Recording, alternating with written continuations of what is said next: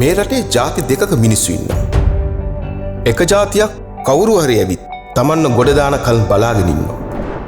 අනිත් ಜಾතියේ මිනිස්සු තමනුත් රටත් ගොඩ යන්න වැඩ කරනවා. එක ಜಾතියක් රජය හරි කවුරු හරි ඇවිත් තමන්ට හැමදේම කරලා දෙනකම් බලන් ඉන්නවා. හැබැයි අනිත් ಜಾතියේ මිනිස්සු වගකීම් අරගෙන අභියෝග මැද වැඩ කරනවා. එක ಜಾතියක් අතීතයේ පැත්තට හැරිලා සුසුම් හලමින් ඉන්නවා. අනිත් ಜಾතියේ මිනිස්සු අනාගතයේ දිහා බලාගෙන දුෂ්කරතා මැද ඉස්සරහට යනවා. මේ වෙලාවේ රටට ඕන කරන්නේ මැසිවිලි කියන ಜಾතියක් වෙනුවට දෙපයින් නැගිටින්න හයිය තියෙන ಜಾතියක්.